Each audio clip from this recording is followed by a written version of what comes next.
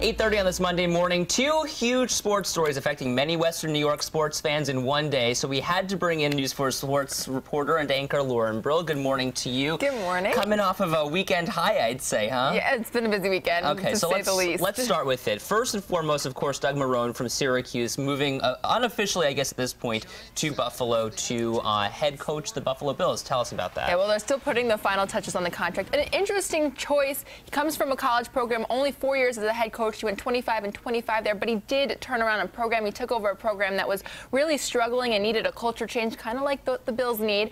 And the program was 7 seasons of losing seasons, and then he turned the program around. He does have experience in the NFL. He coached for 3 years under Sean Payton as the Saints offensive coordinator, and he also was the Jets offensive lineman coach. So he does bring with him NFL experience.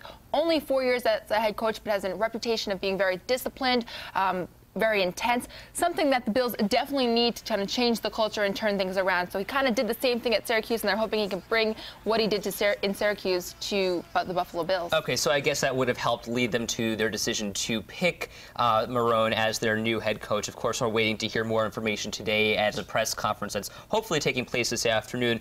Players, though, I'm sure have a strong reaction to this also, and you spoke to Brian Scott yesterday. What did he have to say? We actually spoke to both Brian Scott and Eric Wood, and they both were very, very positive on Marone. They said that he is the guy that they believe can lead this team. Brian Scott actually did play for him, or played on a team that he was coaching. He was on that Saints team on the defensive side, but was able to see Marone in action and said he's an intense guy, he's a good coach, and someone that people respect, so he thinks he'll be able to get the job done. And we also spoke to Eric Wood, who said he's excited to play for him. Let's hear what one of them had to say, Brian Scott. Let's take a listen to the sound.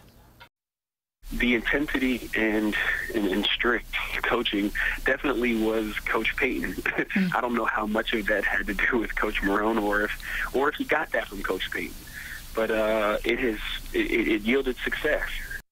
So that's the pretty big deal, is that he has been successful. Yeah, and well, Coach Payton is one of the best offensive minds in football, so that's huge to be able to have worked under him. And I think that experience is almost even more valuable than the college experience. Sure. I think the college experience gave him the leadership skills and the experience as a head coach, but the experience under Sean Payton, I think, is really valuable moving forward, as he's obviously now in the NFL. So from the NFL to the NHL, the lockout, I guess almost all but over at this point. Well, they're just putting the final touches on the deal, dotting the I's, crossing the T's.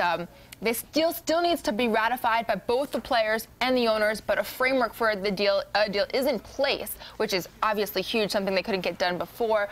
They agreed on salary cap, they agreed on players' pension, all sticking points throughout this whole process. So that's a huge deal for them. The training camp could start as soon as Friday or Saturday, wow, and we can get things going by the January 19th is when they want the start date to be. January 19th, the absolute latest, January 15th, the earliest, so we will have to keep our eyes on the ice, so to speak, and see what happens. Yeah, it'll probably be a 50 to 48 game season, so that's what they're aiming for, and it should be exciting. Best sports coverage in Western New York. Lauren, thank you so much for joining us this morning. Let's send things over now to Emily Lenahan, who's standing